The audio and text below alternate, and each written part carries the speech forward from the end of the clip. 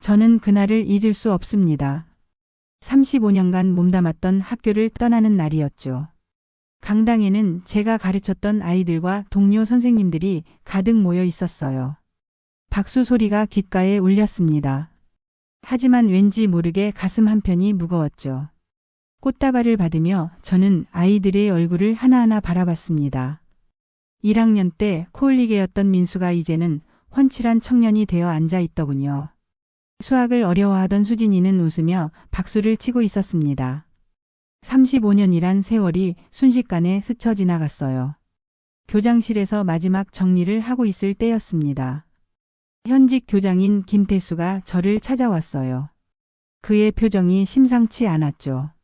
선생님, 이제 모든 걸 내려놓으세요. 김태수의 말투가 어딘가 이상했습니다. 단순한 격려가 아닌 뭔가 의미심장한 뉘앙스가 있었어요. 저는 그때 그냥 넘어갔습니다. 은퇴하는 날이니까 감상적인 말이겠거니 생각했죠. 네, 이제 정말 편히 쉬려고 합니다. 제가 대답하자 김태수는 묘한 미소를 지었어요. 그 미소가 왜 그렇게 불편했는지 모르겠습니다. 지금 생각해보니 그때부터 모든 게 시작된 것 같아요. 오후에는 제자들이 따로 자리를 마련해 줬습니다. 작은 카페에서 열린 소소한 모임이었죠. 아이들이 준비한 영상을 보며 저는 울음을 참을 수 없었어요. 제가 수업하던 모습, 운동회에서 응원하던 모습들이 담겨 있었거든요. 선생님, 정말 고생 많으셨어요. 우리가 말썽 많이 부렸죠. 지금은 대학생이 된 현우가 말했습니다. 저는 고개를 저었어요. 너희들 덕분에 행복했단다. 선생님은 참 운이 좋았어. 그 순간 저는 정말 그렇게 생각했습니다. 35년간 아무 탈 없이 교직 생활을 마칠 수 있다는 것, 그것만으로도 감사한 일이었죠. 집으로 돌아가는 길 저는 차창 밖을 바라봤습니다. 익숙한 학교 담벼락, 매일 지나던 골목길들이 스쳐 지나갔어요. 이제는 출근할 일이 없겠구나 싶으니 묘한 기분이 들더군요. 남편은 저녁을 준비하며 말했습니다. 여보, 이제 정말 자유의 몸이네요. 그동안 고생 많았소. 고맙습니다. 당신도 혼자 집안일 도맡아 하느라 고생했죠. 저는 그날 밤 잠들기 전까지도 김태수의 그 말이 머릿속을 떠나지 않았어요. 모든 걸 내려놓으라는 말 말입니다. 왜 그런 말을 했을까요? 은퇴하는 사람에게 하는 평범한 인사치곤 뭔가 다른 느낌이었거든요. 다음 날부터 저는 본격적인 은퇴 생활을 시작했습니다. 오랫동안 미뤄뒀던 독서, 요리, 산책 같은 것들을 하나씩 시작해봤어요. 처음엔 자유로운 기분이 좋았죠. 그런데 일주일쯤 지났을까요? 뭔가 허전한 기분이 들기 시작했습니다. 35년간 익숙했던 일상의 리듬이 사라지니까 공허함이 밀려왔어요. 아침에 일어나면 할 일이 없다는 게 이상했거든요. 이런 게 은퇴 후 우울증인가 보다. 저는 혼자 중얼거렸습니다. 많은 교사들이 은퇴 후 겪는다고 들었던 그 감정을 저도 느끼고 있었던 거죠. 그래도 저는 긍정적으로 생각하려 했어요. 새로운 인생의 시작이라고 여기면서 말입니다. 앞으로는 제가 하고 싶었던 일들을 마음껏 할 수 있잖아요. 여행도 가고 취미생활도 하고 친구들과 더 많은 시간을 보낼 수도 있고요. 하지만 그때의 저는 몰랐습니다. 제 인생이 곧 완전히 뒤바뀔 거라는 걸 말이에요. 35년간 쌓아온 명예와 신뢰가 한순간에 무너질 수 있다는 걸 상상도 못했죠. 은퇴식 다음 날 아침 저는 평소보다 늦잠을 잤습니다. 알람을 맞추지 않아도 되니까 자연스럽게 그렇게 됐어요. 햇살이 창문으로 들어올 때쯤 눈을 떴죠. 아, 이제 정말 자유구나. 그때만 해도 저는 순진하게 생각했습니다. 35년간의 교직 생활을 깨끗하게 마무리했다고 이제 남은 인생을 편안하게 보낼 수 있다고 말이에요. 은퇴한 지 한 달쯤 됐을까요? 저는 평소처럼 아침 뉴스를 보고 있었습니다. 커피 한 잔과 함께 하루를 시작하는 게 새로운 일상이 됐거든요. 그런데 갑자기 익숙한 학교 이름이 들려왔어요. 저는 깜짝 놀라 텔레비전 화면을 자세히 봤습니다. 지역 명문 중학교에서 장학금 횡령 사건이 발생했다는 제보가 들어왔습니다. 아나운서의 목소리가 차갑게 들려왔어요. 제가 35년간 몸담았던 그 학교였습니다. 손에 들고 있던 커피잔이 덜덜 떨렸죠. 특히 전임 교장의 책임론이 대두되고 있어 파장이 클 것으로 예상됩니다.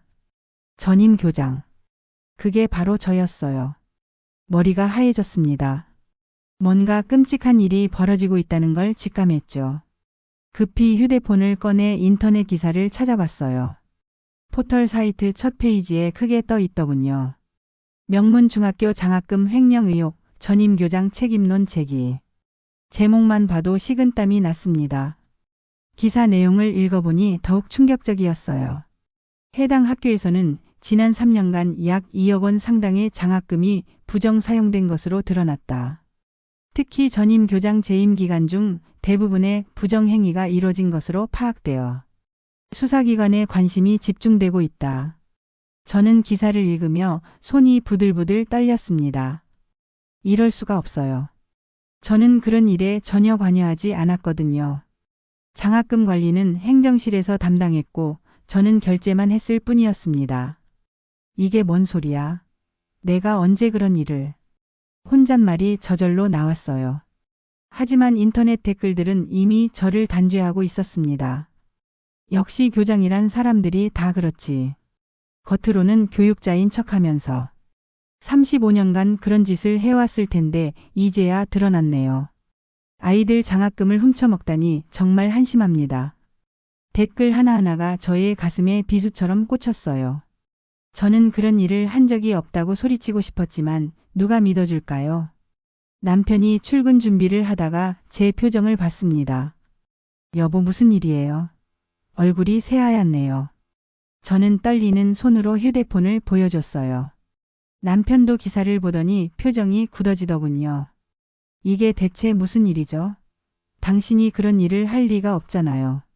저도 모르겠어요. 갑자기 이런 기사가 나왔어요. 저는 울먹이며 대답했습니다. 35년간 한 번도 의심받지 않았던 제가 은퇴한 지 고작 한 달 만에 이런 일을 당하다니요. 오전 내내 저는 관련 기사들을 찾아봤어요. 기사는 계속 나오고 있었습니다. 각 언론사마다 조금씩 다른 내용이었지만 공통점은 하나였어요. 전임 교장인 제게 책임을 묻는 내용이었죠. 점심 무렵 저의 휴대폰이 울렸습니다. 모르는 번호였어요. 여보세요? 혹시 선옥 선생님이시죠? 저희는 중앙일보 사회부 기자인데요. 기자였습니다. 저는 깜짝 놀라 전화를 끊었어요. 하지만 곧바로 다른 번호로 또 전화가 왔습니다. 선생님, 저희는 지역 방송국 기자입니다. 장학금 횡령 사건에 대해 한 말씀 부탁드립니다. 저는 또다시 전화를 끊었습니다. 그 후로도 계속 전화가 왔어요. 언론사마다 저에게 인터뷰를 요청했죠. 저는 그런 일에 대해 아무것도 모릅니다. 떨리는 목소리로 대답했지만 기자들은 계속 질문을 던졌어요. 하지만 교장으로서 책임이 있지 않으신가요? 장학금 결제는 누가 했습니까? 혹시 은퇴 전에 관련 사실을 알고 계셨던 건 아닌가요? 저는 더 이상 전화를 받을 수 없었어요. 휴대폰을 끄고 소파에 주저앉았습니다.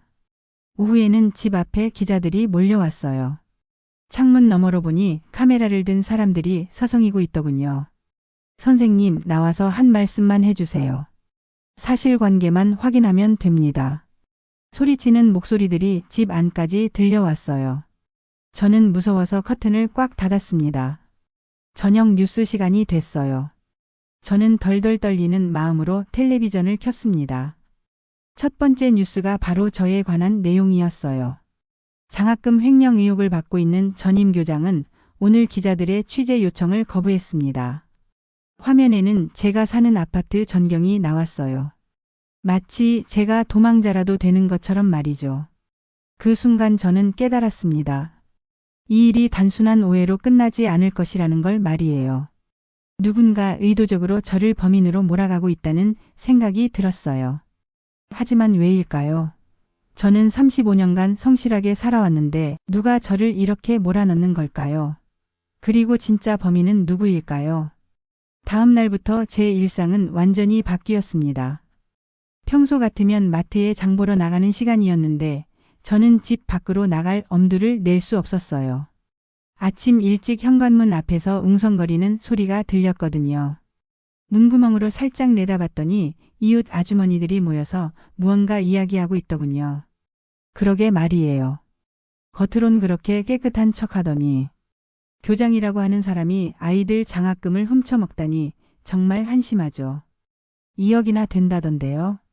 얼마나 오랫동안 해온 일인지. 이웃들의 목소리가 문 너머로 선명하게 들렸어요. 저는 가슴이 답답해서 숨을 제대로 쉴 수가 없었습니다.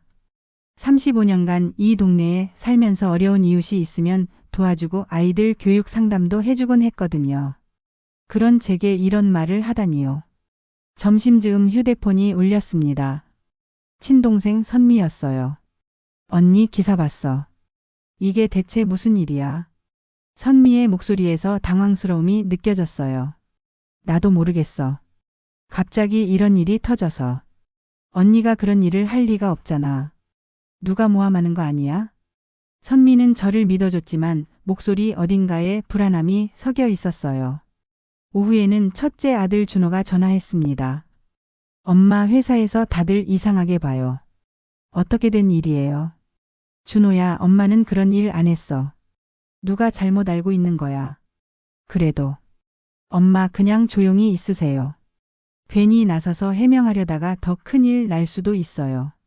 준호의 말에 저는 가슴이 철렁했어요. 제 아들조차 저를 완전히 믿지 못하고 있다는 느낌이 들었거든요. 저녁에는 둘째 딸 은희가 왔습니다. 평소보다 표정이 어두웠어요. 엄마, 아이 학교에서 이상한 소리 들었어요. 무슨 소리? 다른 엄마들이 우리 아이 보고 할머니가 도둑이라고 놀렸다는 거예요. 은희의 말에 저는 울음이 터질 뻔했습니다. 제 손자까지 피해를 보고 있다니요. 엄마, 정말 그런 일 안 하신 거죠? 은희도 저를 의심하는 눈빛이었어요. 35년간 성실하게 살아온 저를 제 자식들조차 의심하고 있었습니다. 은희야, 엄마가 그런 사람으로 보이니? 아니요. 하지만 엄마, 그냥 모른 척하고 넘어가세요. 괜히 나서봤자 더 시끄러워져요. 은희도 준호와 같은 말을 했어요. 해명하지 말고 조용히 있으라고요. 제 자식들이 저를 방관하고 있었습니다. 다음 날 새벽 저는 몰래 산책을 나갔어요. 사람들 눈을 피해 뒷산으로 올라갔죠. 그런데 거기서도 등산하는 아저씨들이 저에 대해 이야기하더군요. 그 교장 말이야, 텔레비전에 나오던 사람 맞지? 맞아. 35년간 그런 짓을 해왔다니까.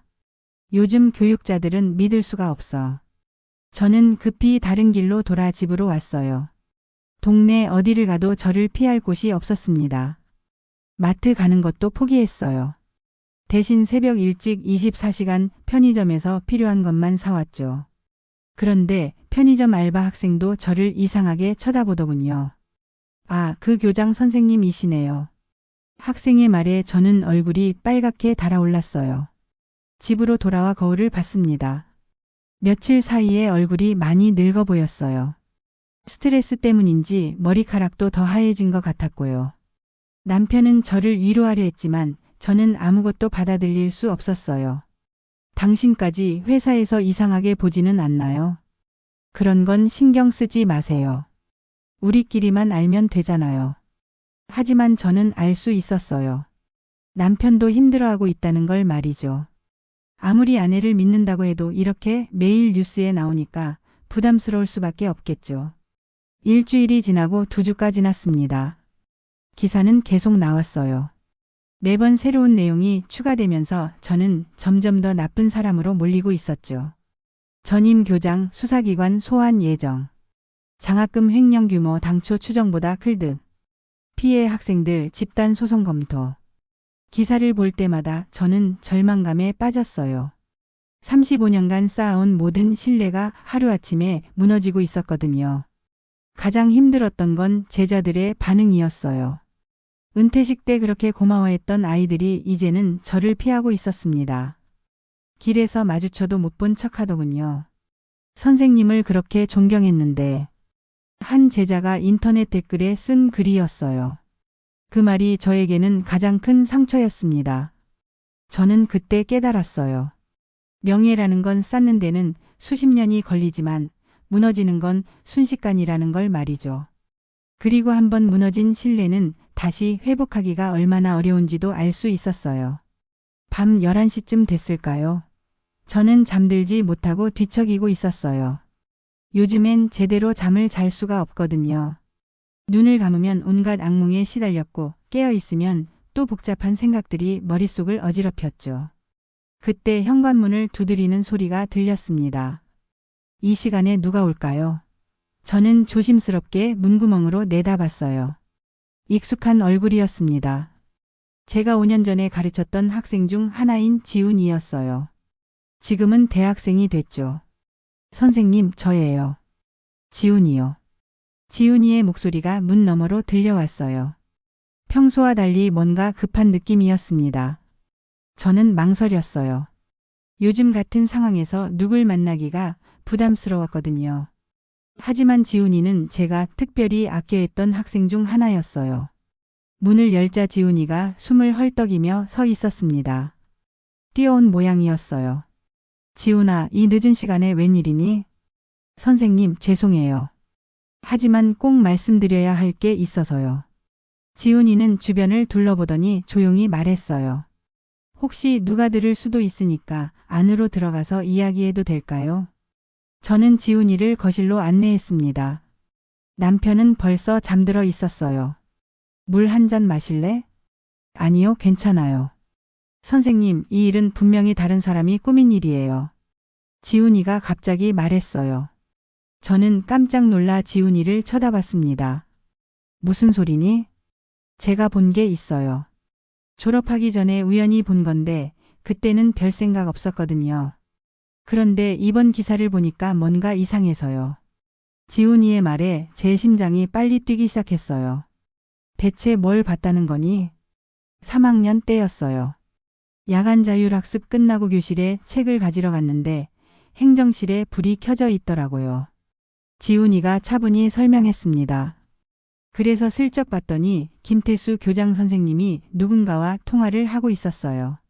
목소리가 좀 컸거든요. 김태수가? 네. 그때 들린 말이 이번에도 잘 처리하자였어요. 그리고 선생님은 모르시는 게 좋겠다는 말도 했고요. 저는 가슴이 두근거렸어요. 김태수는 제가 은퇴하기 2년 전에 부임한 교장이었거든요. 그때는 무슨 뜻인지 몰랐어요. 그냥 학교 업무 이야기겠거니 했죠. 근데 이번 사건을 보니까 지훈이가 말을 멈췄어요. 계속 말해봐. 혹시 그때 말하던 선생님이 교장 선생님을 가리키는 건 아니었을까 싶어서요. 지훈이의 말에 저는 충격을 받았어요. 만약 그게 사실이라면 김태수가 저 몰래 뭔가를 꾸미고 있었다는 뜻이잖아요. 또 다른 건 없니? 사실 한 번 더 봤어요. 졸업식 일주일 전이었는데 김태수 교장 선생님이 행정실 직원 이영수 씨랑 뭔가 서류를 보면서 이야기하더라고요. 이영수는 행정실에서 회계 업무를 담당하는 직원이었어요. 장학금 관리도 그의 업무 중 하나였죠. 그때 뭘 이야기했는지 들었니? 자세히는 못 들었는데 마무리 잘하자는 말은 들었어요. 그리고 이영수 씨가 교장 선생님은 모르실 거예요 라고 하더라고요. 지훈이의 증언을 들으며 저는 온몸에 소름이 돋았어요. 제가 은퇴하기 전부터 이미 무언가가 계획되고 있었다는 뜻이었거든요. 지훈아, 이 말을 다른 사람한테는 했니? 아니요. 처음에는 그냥 학교 업무 이야기려니 했는데 요즘 뉴스를 보니까 뭔가 이상해서 선생님한테만 말씀드리는 거예요. 고마워. 정말 고마워. 저는 지훈이의 손을 꽉 잡았어요. 그동안 혼자서 절망에 빠져 있었는데 처음으로 희망이 보이는 것 같았거든요. 선생님, 제가 더 조사해 볼까요? 다른 친구들한테도 물어보고. 안 돼. 위험할 수도 있어. 지금은 아무한테도 말하지 마. 저는 지훈이를 말렸어요. 아직 뭔가 복잡한 일이 얽혀 있는 것 같았거든요. 지훈이가 돌아간 후 저는 잠을 이룰 수 없었어요. 머릿속에서 지훈이의 말이 계속 맴돌았습니다. 이번에도 잘 처리하자. 선생님은 모르시는 게 좋겠다. 교장 선생님은 모르실 거예요. 만약 이게 사실이라면 저는 완전히 이용당한 셈이었어요. 김태수와 이영수가 제 모르게 뭔가를 꾸미고 모든 책임을 저에게 떠넘긴 거죠. 다음 날 아침 저는 용기를 내서 김태수에게 전화를 걸었어요. 교장 선생님, 저 선옥입니다. 아, 선생님. 안 그래도 연락드리려고 했어요. 김태수의 목소리는 평상시와 다름없었어요. 하지만 저는 이제 그를 다른 시선으로 보게 됐죠. 이번 일로 많이 힘드시죠? 정말 안타까워요. 김태수가 마치 동정하는 듯한 말투로 말했어요. 저는 그 말이 가식적으로 들렸습니다. 교장 선생님, 혹시 이 일에 대해 아시는 게 있으신가요? 저도 깜짝 놀랐어요.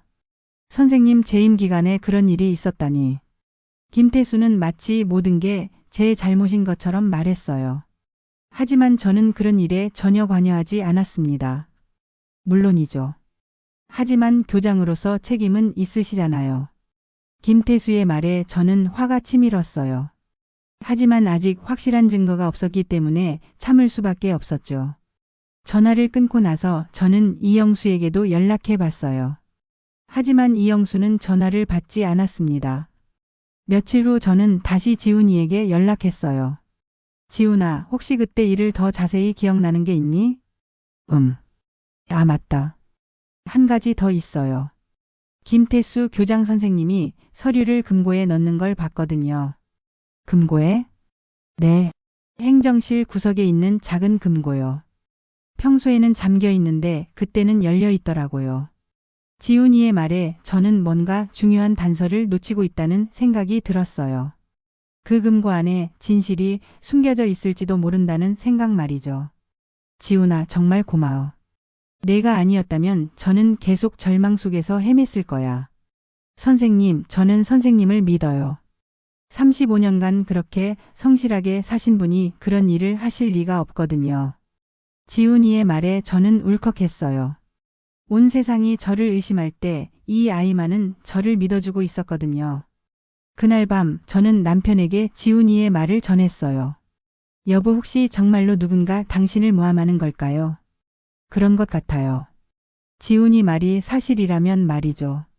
그럼 어떻게 해야 할까요? 증거를 찾아야 해요. 지금은 지훈이 증언밖에 없으니까. 저는 그때부터 본격적으로 진실을 찾기 위한 계획을 세우기 시작했어요. 35년간 쌓아온 명예를 되찾기 위해서라도 포기할 수는 없었거든요. 일주일 후 어느 날 오후였어요. 저는 집에서 옛날 학교 자료들을 정리하고 있었습니다. 혹시 도움이 될 만한 자료가 있을까 해서 말이죠. 그때 현관 초인종이 울렸어요. 문구멍으로 내다보니 양복을 입은 두 남자가 서 있더군요.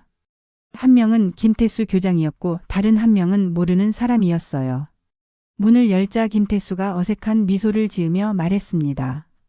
선생님, 안녕하세요. 갑자기 찾아와서 죄송해요. 누구와 함께 오셨나요? 저는 옆에 서 있는 낯선 남자를 쳐다봤어요. 아, 소개해 드릴게요. 교육청 장학관이신 박인수 선생님이에요. 교육청에서 왔다니요. 저는 가슴이 철렁했어요. 안녕하세요. 들어오시죠. 저는 두 사람을 거실로 안내했습니다. 남편은 마침 외출한 상태였어요. 박인수 장학관이 먼저 입을 열었어요. 선생님, 요즘 많이 힘드시죠? 언론에서 너무 과하게 보도하는 것 같아서 안타깝습니다. 그의 말투는 부드러웠지만 뭔가 계산된 느낌이 들었어요. 사실 저희가 오늘 찾아온 이유는 따로 있어요. 김태수가 말을 이었습니다. 무슨 말씀이신가요? 선생님도 아시다시피 이 사건이 계속 커지면 학교 이미지에 큰 타격이 될 수밖에 없어요. 박인수 장학관이 고개를 끄덕이며 동조했어요. 그렇습니다. 이미 학부모들 사이에서도 불안해하는 목소리가 나오고 있고요. 저는 그들이 무슨 말을 하려는지 짐작할 수 있었어요. 그래서 저희가 제안하고 싶은 게 있어요. 김태수가 조심스럽게 말했습니다. 어떤 제안이신가요? 괜히 예지를 들춰서 더 큰 문제가 되지 않도록 조용히 지내시면 어떨까요? 박인수 장학관이 더 구체적으로 말했어요. 선생님께서 너무 나서서 해명하려고 하시면 오히려 더 주목받을 수 있거든요. 언론이라는 게 워낙 그럼 저는 어떻게 하라는 말씀이신가요? 저는 직접적으로 물었어요. 그냥 조용히 계시면 됩니다. 시간이 지나면 사람들도 잊어버릴 테니까요. 김태수의 말에 저는 어이가 없었어요. 그리고 명예는 저희가 지켜드리겠습니다. 박인수 장학관이 덧붙였어요. 명예를 지켜준다고요? 네. 교육청 차원에서 선생님의 35년 공로를 인정해서 조용히 명예회복을 해드릴 수 있어요. 그들의 제안을 들으며 저는 뭔가 이상하다는 생각이 들었어요. 왜 갑자기 이런 제안을 하는 걸까요? 하지만 조건이 있어요. 김태수가 말했습니다. 무슨 조건이죠? 더 이상 이 일에 대해 조사하거나 언론에 나서지 마세요. 그냥 조용히 지내시면 됩니다. 저는 그 순간 확신했어요. 이들이 뭔가 숨기고 있다는 걸 말이죠. 만약 제가 거부한다면요? 그럼 더 힘들어지실 수도 있어요. 수사기관에서도 더 적극적으로 나올 테고요. 박인수 장학관의 말에는 위협적인 뉘앙스가 담겨 있었어요. 지금 저를 협박하시는 건가요? 협박이 아닙니다. 현실적인 조언을 드리는 거죠. 김태수가 손사래를 치며 말했어요. 선생님도 가족이 있으시잖아요. 자녀분들도 힘들어하고 계실 텐데. 그들이 제 가족까지 언급하자 저는 화가 치밀었어요. 제 가족은 제가 알아서 할 일입니다. 물론이죠. 하지만 이런 일이 계속되면 가족들도 더 힘들어지실 거예요. 박인수 장학관이 말했어요. 특히 손자분도 학교에서 놀림받고 있다던데요. 그 말에 저는 깜짝 놀랐어요. 어떻게 그런 사실까지 알고 있는 걸까요? 우리가 원하는 건 간단해요. 선생님께서 조용히 지내시는 것뿐이에요. 김태수가 정리하듯 말했어요. 그럼 모든 게 조용히 정리될 거예요. 선생님도 편하게 지내실 수 있고 가족분들도 더 이상 고생하지 않으실 테고요. 저는 잠시 망설였어요. 정말 그들의 제안을 받아들이는 게 나을까요? 계속 싸우다가 더 큰 피해를 보는 것보다는. 하지만 곧 마음을 굳혔어요. 35년간 성실하게 살아온 제가 거짓된 누명을 쓰고 조용히 숨어 사는 건 옳지 않았거든요. 죄송하지만 그럴 수는 없어요. 저는 단호하게 말했습니다. 저는 잘못한 게 없는데 왜 숨어야 하나요? 김태수와 박인수 장학관의 표정이 굳어졌어요. 선생님, 다시 한번 생각해 보세요. 생각할 게 없어요. 저는 진실을 밝힐 거예요. 그럼 정말 후회하실지도 모릅니다. 박인수 장학관이 차갑게 말했어요. 후회는 저 몫이에요. 대신 여러분이 후회할 일이 생길 수도 있을 거예요. 저는 맞대응했습니다. 두 사람은 더 이상 할 말이 없다는 듯 일어섰어요. 그럼 저희는 이만 가보겠습니다. 김태수가 말하며 현관으로 향했어요. 아, 그리고 선생님. 박인수 장학관이 문 앞에서 돌아보며 말했어요. 가끔 진실을 찾으려다가 더 큰 진실을 마주하게 되는 경우가 있어요. 그런 일이 없으시길 바랍니다. 그들이 떠난 후 저는 온몸에 힘이 빠졌어요. 하지만 동시에 확신도 들었죠. 제 추측이 맞다는 확신 말이에요. 그들이 이렇게 압박을 가한다는 건 분명히 숨기고 있는 게 있다는 뜻이었거든요. 그들이 다녀간 후 저는 며칠간 고민에 빠졌어요. 정말 진실을 찾을 수 있을까요? 아니면 그들의 압박에 굴복해야 할까요? 하지만 지훈이의 말이 계속 머릿속을 맴돌았습니다. 행정실 금고에 서류를 넣는 걸 봤다는 그 말이에요. 혹시 그 금고 안에 진실이 숨겨져 있는 건 아닐까요? 저는 용기를 내기로 했어요. 토요일 저녁 학교에는 사람이 없을 시간이었죠. 저는 몰래 학교로 향했습니다. 35년간 다녔던 길이라 눈을 감고도 갈 수 있었어요. 학교 정문은 잠겨 있었지만 후문 쪽에 제가 아는 비밀 통로가 있었어요. 예전에 야간 자율학습 때 아이들이 몰래 나갈 때 쓰던 길이었죠. 어둠 속에서 손전등을 켜고 행정실로 향했습니다. 복도를 걷는데 괜히 무섭더군요. 35년간 익숙했던 공간인데도 말이에요. 행정실 문을 열고 들어갔어요.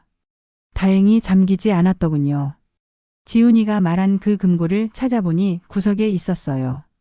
작은 디지털 금고였는데 당연히 잠겨 있었죠. 비밀번호를 알아야 열 수 있었어요. 저는 몇 가지 번호를 시도해 봤습니다. 학교 설립 연도, 김태수의 생일, 이영수의 생일. 하지만 모두 틀렸어요. 그때 문득 생각이 났어요. 예전에 이영수가 자기 딸 생일을 비밀번호로 자주 썼다고 했던 기억이 났거든요. 이영수의 딸은 제가 3년 전에 가르쳤던 학생이었어요. 생일이 815였죠. 광복절과 같은 날이라 기억하기 쉬웠거든요. 815를 눌렀더니 삐 하는 소리와 함께 금고가 열렸어요. 저는 가슴이 두근거렸습니다. 금고 안에는 여러 서류들이 들어 있었어요. 손전등으로 비춰보니 장학금 관련 서류들이었습니다. 그런데 이상했어요. 제가 결제한 서류와 다른 내용이었거든요. 제가 승인한 건 학업 성적 우수 학생들에 대한 장학금이었는데 금고 안의 서류는 완전히 다른 학생들 이름이 적혀 있었어요. 더 자세히 보니 더욱 놀라웠습니다. 제가 전혀 모르는 학생들 이름으로 장학금이 지급되어 있었던 거예요. 그런데 그 학생들은 실제로는 존재하지 않는 가짜 학생들이었죠. 이게 뭐지? 저는 혼잣말을 했어요. 분명히 누군가 가짜 학생을 만들어서 장학금을 빼돌린 거였어요. 더 중요한 건 서류 밑에 있던 USB였어요. 작은 USB 하나가 따로 봉투에 쌓여 있더군요. 저는 급히 USB를 챙기고 다른 서류들도 몇 장 가져왔어요. 증거가 될 수 있을 테니까요. 집으로 돌아와서 USB를 컴퓨터에 꽂아봤습니다. 남편이 잠든 사이에 조용히 확인해 봤어요. USB 안에는 엑셀 파일들이 들어 있었어요. 장학금 송금 내역이 자세히 적혀 있었죠. 파일을 열어보니 더욱 충격적이었습니다. 지난 3년간 총 2억 원 상당의 장학금이 가짜 계좌로 송금되어 있었던 거예요. 송금받는 계좌의 예금주를 보니 김태수와 이영수의 가족 이름들이 적혀 있었어요. 그들이 가족 명의로 계좌를 만들어서 돈을 빼돌린 거였죠. 이런 나쁜 인간들. 저는 화가 치밀었어요. 아이들을 위한 장학금을 자기들이 착복했다니요. USB에는 또 다른 파일도 있었어요. 비자금 조성 계획이라는 제목의 문서였죠. 그 문서를 보니 더욱 놀라웠습니다. 김태수와 이영수뿐만 아니라 교육청의 박인수 장학관까지 연루되어 있었던 거예요. 그들은 계획적으로 여러 학교에서 장학금을 빼돌려 비자금을 만들고 있었어요. 제가 근무했던 학교는 그중 한 곳일 뿐이었죠. 문서 마지막에는 충격적인 내용이 적혀 있었어요. 은퇴 예정인 교장에게 모든 책임을 전가하고 사건을 조용히 마무리한다. 바로 저를 가리키는 내용이었어요. 그들은 처음부터 저를 희생양으로 삼을 계획이었던 거죠. 저는 그 순간 모든 걸 이해했어요. 왜 제가 은퇴하는 날 김태수가 모든 걸 내려놓으라고 했는지, 왜 은퇴한 지 한 달 만에 갑자기 이런 기사가 나왔는지 말이에요. 모든 게 계획된 일이었던 거예요. 저는 그들의 치밀한 계획에 완전히 속아 넘어간 셈이었죠. 하지만 이제는 증거가 있었어요. 이 USB만 있으면 진실을 밝힐 수 있을 거예요. 저는 USB를 안전한 곳에 숨기고 다음 날부터 본격적으로 반격할 계획을 세웠습니다. 35년간 성실하게 살아온 제가 이런 더러운 일에 연루될 수는 없었거든요. 진실을 밝혀서 제 명예를 되찾을 거였어요. 다음 날 아침 저는 지훈이에게 전화를 걸었어요. 지훈아, 내 말이 맞았어. 정말 큰 증거를 찾았단다. 정말요? 뭘 찾으셨는데요? 자세한 건 나중에 말해줄게. 일단 내가 목격한 걸 정확히 증언할 준비를 해둬. 네, 알겠어요. 선생님을 도울 수 있다면 뭐든 하겠어요. 지훈이의 대답에 저는 힘이 났어요. 이제 더 이상 혼자가 아니었거든요. 증거를 찾은 후 저는 며칠간 신중하게 계획을 세웠어요. 어떻게 하면 가장 효과적으로 진실을 알릴 수 있을지 고민했죠. 그러던 중 교육청에서 연락이 왔어요. 이번 사건에 대한 공식 조사를 위해 회의를 한다는 내용이었습니다. 선생님께서도 참석해서 입장을 밝혀주시면 됩니다. 전화를 받은 직원의 말투는 형식적이었어요. 하지만 저는 이게 기회라고 생각했습니다. 회의 당일 저는 USB와 관련 서류들을 가방에 넣고 교육청으로 향했어요. 남편이 함께 가겠다고 했지만 저는 혼자 가겠다고 했죠. 교육청 회의실에는 여러 사람들이 앉아 있었어요. 박인수 장학관, 김태수 교장, 그리고 몇 명의 교육청 관계자들이었죠. 선생님, 오늘 이렇게 시간 내주셔서 감사합니다. 박인수 장학관이 겉으로는 정중하게 인사했어요. 하지만 저는 그의 진짜 얼굴을 알고 있었죠. 이번 사건에 대해 선생님의 입장을 들어보고 싶습니다. 교육청 국장이 말했어요. 저는 심호흡을 하고 입을 열었습니다. 저는 이번 사건과 전혀 관련이 없습니다. 35년간 성실하게 근무했고 한 번도 부정한 일을 한 적이 없어요. 하지만 교장으로서 관리 감독 책임은 있지 않겠습니까? 김태수가 끼어들며 말했어요. 제가 보기에는 연기하는 것 같았죠. 물론 교장으로서 책임은 있습니다. 하지만 그건 관리 감독을 제대로 하지 못한 책임이지 직접 횡령을 했다는 뜻은 아니에요. 그런데 장학금 결제는 선생님이 하신 건 맞죠? 박인수 장학관이 날카롭게 물었어요. 네, 맞습니다. 하지만 제가 결제한 내용과 실제로 송금된 내용이 다를 수 있어요. 무슨 말씀이신가요? 국장이 의아해했어요. 저는 이때를 기다렸습니다. 가방에서 USB를 꺼내 테이블 위에 올려놓았어요. 이 USB 안에 진실이 들어 있습니다. 회의실이 순식간에 조용해졌어요. 김태수와 박인수 장학관의 얼굴이 하얘졌죠. 여기에는 실제 송금 내역과 비자금 조성 계획이 담겨 있어요. 그리고 누가 진짜 범인인지도 나와 있고요. 그게 어디서 나온 건가요? 김태수가 당황하며 물었어요. 학교 행정실 금고에서 찾았습니다. 저는 침착하게 대답했어요. 그럴 리가 없어요. 이건 조작된 자료일 가능성이 높습니다. 박인수 장학관이 급히 반박했어요. 그렇다면 확인해 보시죠. 국장이 USB를 컴퓨터에 연결했어요. 파일들이 화면에 나타났죠. 엑셀 파일을 열어보니 모든 내용이 그대로 나왔어요. 가짜 학생들의 이름, 김태수와 이영수 가족명의 계좌, 그리고 비자금 조성 계획까지 말이에요. 이게 뭡니까? 국장이 놀라며 물었어요. 보시다시피 지난 3년간 장학금을 체계적으로 횡령한 기록이 모두 나와 있습니다. 저는 한 파일씩 설명했어요. 여기 보시면 가짜 학생 명단이 있어요. 이 학생들은 실제로 존재하지 않습니다. 국장과 다른 관계자들이 화면을 자세히 들여다봤어요. 그리고 여기는 송금받은 계좌 정보예요. 김태수 교장의 부인과 이영수 씨 가족 명의로 되어 있죠. 김태수의 얼굴이 점점 창백해졌어요. 이건 조작된 자료예요. 퇴직하신 분이 저희를 모함하려고 만든 거죠. 김태수가 소리쳤습니다. 조작이라고요? 그럼 이 계좌번호들도 가짜라는 말씀인가요? 저는 냉정하게 반박했어요. 은행에서 확인해 보시면 금방 알 수 있을 거예요. 박인수 장학관도 급히 변명했어요. 이건 퇴직자의 망상일 뿐입니다. 35년간 근무하시느라 스트레스가 많으셨을 테니까. 망상이라고요?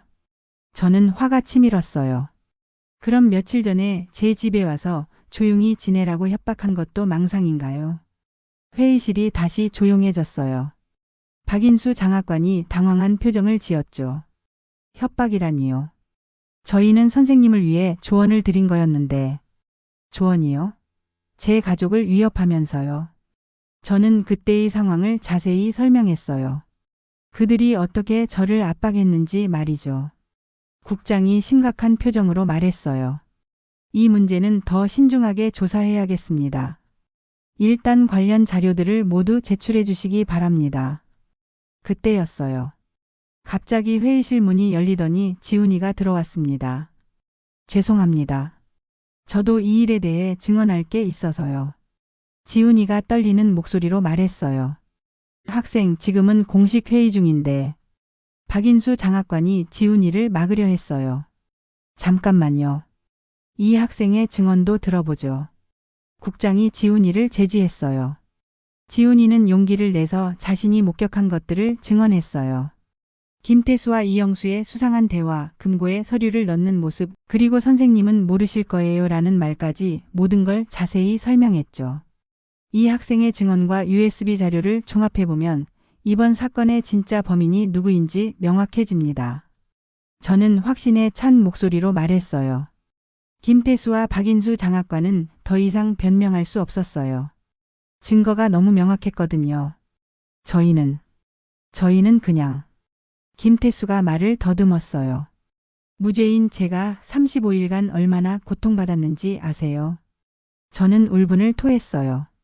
제 가족들이 얼마나 힘들어했는지, 제 손자가 학교에서 얼마나 놀림받았는지 아세요? 선생님, 저희가 잘못했습니다. 김태수가 고개를 숙였어요. 하지만 저는 쉽게 용서할 수 없었어요.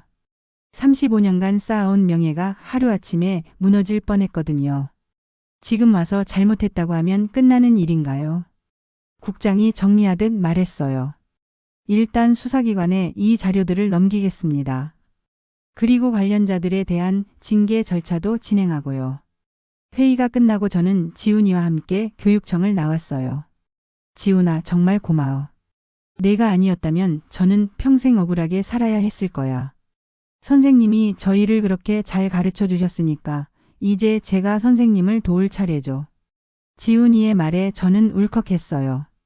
35년간 교사로 살아온 보람을 느끼는 순간이었죠. 교육청 회의 후 일주일이 지났어요.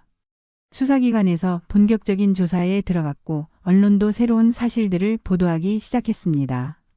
장학금 횡령 사건 현직 교장과 교육청 관계자 연루 밝혀져 전임 교장 무혐의 오히려 피해자로 판명. 조직적 비자금 조성 의혹 수사 확대. 기사 제목들이 바뀌었어요. 이제는 저를 범인으로 몰던 내용이 아니라 제가 피해자라는 내용들이었죠. 하지만 저는 기뻐할 수만은 없었어요. 35일간 받았던 상처가 쉽게 아물지 않았거든요. 며칠 후 김태수와 이영수가 구속됐다는 소식이 들려왔어요. 박인수 장학관도 직위해제됐고요. 그제서야 이웃들과 친척들이 저에게 사과하기 시작했어요. 선생님, 정말 죄송해요. 저희가 성급하게 판단했어요. 처음부터 믿었어야 하는데. 하지만 저는 그들의 사과가 진심인지 의심스러웠어요. 진실이 밝혀지니까 이제 와서 사과하는 거 아닌가 싶었거든요. 아이들의 반응은 달랐어요. 제자들이 하나둘씩 찾아와서 진심으로 사과했어요. 선생님, 저희가 선생님을 의심해서 죄송해요. 처음부터 믿었어야 했는데. 선생님은 절대 그런 분이 아니신데 저희가 언론에 속았어요. 아이들의 사과를 받으며 저는 조금씩 마음이 풀렸어요. 역시 제가 35년간 가르친 아이들이었거든요. 하지만 가장 큰 상처는 제 자식들이었어요. 준호와 은희가 저를 의심했던 건 말이에요. 엄마, 정말 죄송해요. 처음부터 믿었어야 했는데. 준호가 울먹이며 사과했어요. 엄마를 의심한 제가 나빠요. 은희도 눈물을 흘렸죠. 저는 그들을 꼭 안아줬어요. 괜찮다. 상황이 그랬으니까 의심할 수도 있는 거야. 하지만 정말 괜찮지는 않았어요. 제 자식들조차 저를 완전히 믿지 못했다는 사실이 여전히 가슴 아팠거든요. 한 달 후 수사가 마무리됐어요. 김태수와 이영수는 실형을 받았고 박인수 장학관도 파면됐죠. 교육청에서는 공식적으로 저에게 사과했어요. 그리고 명예회복을 위한 의식도 열어줬고요. 선옥 전 교장 선생님께 깊이 사과드립니다. 35년간의 헌신적인 교육활동에 다시 한번 감사드리며 이번 일로 받으신 상처에 대해 진심으로 사과드립니다. 교육감이 직접 사과문을 읽었어요. 언론에서도 저에 대한 사과 기사를 냈어요. 하지만 처음에 저를 매도했던 기사들만큼 크게 다루지는 않더군요. 명예회복 의식이 끝나고 저는 조용히 학교를 찾아갔어요. 35년간 제가 일했던 그곳을 마지막으로 보고 싶었거든요. 교무실에 들어가니 후임 교장이 와 있었어요. 착한 인상의 여교사였죠. 선생님, 정말 고생 많으셨어요. 이런 일을 당하셔서. 괜찮습니다. 진실이 밝혀졌으니까요. 저는 교무실을 천천히 둘러봤어요. 제가 35년간 아이들을 위해 고민했던 그 자리였죠. 선생님, 아이들이 선생님을 찾고 있어요. 다시 뵙고 싶어 하거든요. 고마워요. 하지만 저는 이제 정말 은퇴할 때가 된 것 같아요. 저는 교무실을 나서며 조용히 중얼거렸어요.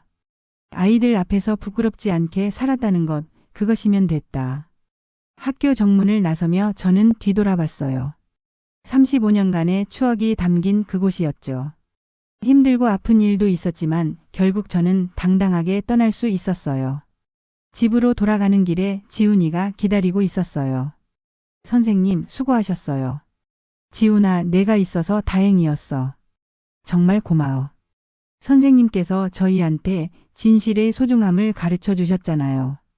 저는 그걸 실천한 것뿐이에요. 지훈이의 말에 저는 교사로서의 자부심을 다시 느꼈어요. 그날 밤 저는 남편과 함께 차 한 잔을 마셨어요. 여보, 이제 정말 끝났네요. 네, 이제 진짜 자유의 몸이에요. 저는 창밖을 바라봤어요. 달빛이 고요히 비치고 있었죠. 35일간의 악몽 같은 시간이었지만 저는 많은 걸 배웠어요. 진실의 소중함, 신뢰의 가치, 그리고 포기하지 않는 용기의 중요성을 말이죠. 무엇보다 제가 35년간 가르친 아이들 중에 지훈이 같은 학생이 있다는 게 자랑스러웠어요. 위험을 감수하고서라도 진실을 지키려 했던 그 용기가 말이죠. 다음 날부터 저는 진짜 은퇴 생활을 시작했어요. 이번에는 정말 마음 편히 말이죠. 가끔 길에서 예전 제자들을 만나면 반갑게 인사를 나눴어요. 이제는 서로 어색해하지 않았거든요. 선생님, 그때 정말 멋있으셨어요. 끝까지 포기하지 않으시는 모습이요. 한 제자가 말했어요. 아니야. 선생님은 당연한 일을 했을 뿐이야. 진실은 반드시 밝혀지는 법이거든. 몇 달 후 저는 다시 학교를 찾았어요. 이번에는 졸업식에 초대받아서였죠. 선옥 선생님을 졸업식에 초대하고 싶습니다. 아이들이 선생님을 보고 싶어 해요. 후임 교장의 말에 저는 기꺼이 수락했어요. 졸업식장에서 저는 아이들의 환한 웃음을 봤어요. 그 순간 35년간 교사로 살아온 모든 보람을 느꼈죠.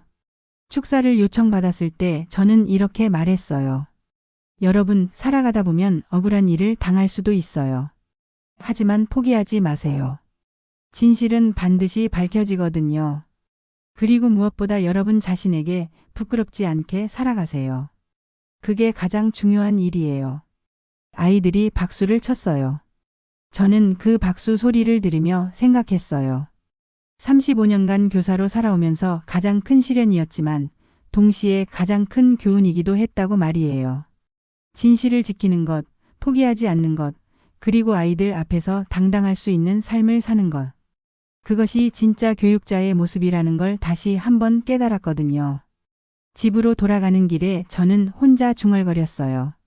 이제 정말 당당하게 살 수 있겠다. 그리고 지훈이에게 문자를 보냈어요. 고마워. 내가 있어서 선생님이 다시 당당해질 수 있었어.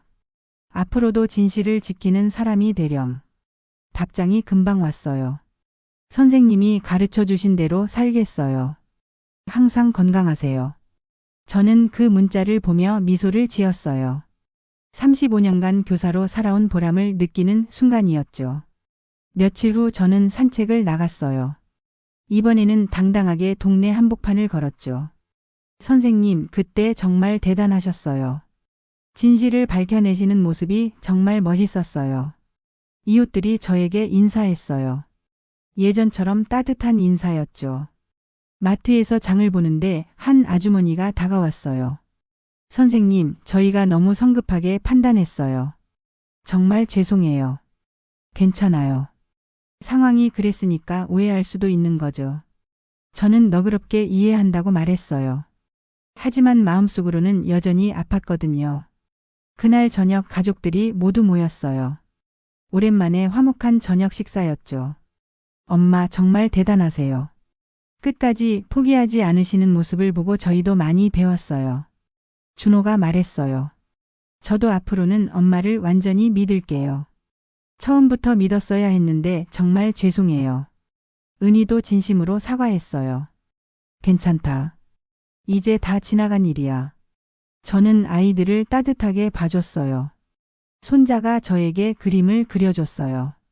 할머니, 저도 할머니처럼 용감한 사람이 될게요. 아이의 말에 저는 눈물이 날 뻔했어요. 밤에 잠자리에 들기 전 저는 거울을 봤어요. 한 달 전보다 표정이 많이 밝아져 있었죠. 정말 긴 시간이었네. 저는 혼잣말을 했어요. 35일간의 시련이었지만 결국 진실이 승리했어요. 그리고 저는 더욱 당당한 사람이 됐죠. 다음 날 아침, 저는 평소보다 일찍 일어나서 산책을 나갔어요. 오랜만에 마음 편한 산책이었죠. 산책로에서 만난 할아버지가 말씀하셨어요. 선생님, 참 대단하세요. 저 같으면 중간에 포기했을 텐데. 포기하면 진실을 영영 밝힐 수 없잖아요. 저는 웃으며 대답했어요. 35년간 아이들을 가르치면서 항상 했던 말이 있어요. 진실은 반드시 밝혀진다고요. 집으로 돌아와서 저는 지훈이에게 전화를 걸었어요. 지훈아, 다음 주에 시간 있니? 밥 한번 먹자. 네, 좋아요. 선생님이 사주시는 거죠? 당연하지. 내가 선생님의 은인인데. 지훈이와의 약속을 잡고 나서 저는 기분이 좋아졌어요. 그리고 생각했죠. 이제 정말 새로운 인생을 시작할 수 있겠다고 말이에요. 35년간의 교직 생활, 35일간의 시련, 그리고 마침내 찾아온 진실. 모든 것이 제 인생의 소중한 경험이 됐어요. 앞으로는 어떤 일이 있어도 당당하게 살아갈 수 있을 것 같았어요. 진실을 지키는 용기만 있다면 말이죠. 저는 창밖을 바라보며 깊이 숨을 들이마셨어요. 맑은 공기가 폐 속까지 시원하게 들어왔죠. 이제 정말 자유야. 혼잣말을 하며 저는 미소를 지었어요. 35년간 꿈꿔왔던 진짜 은퇴 생활이 이제 시작될 거였거든요. 그리고 무엇보다 제가 가르친 아이들 앞에서 부끄럽지 않은 어른으로 남을 수 있게 됐다는 게 가장 기뻤어요. 그것만으로도 충분했습니다.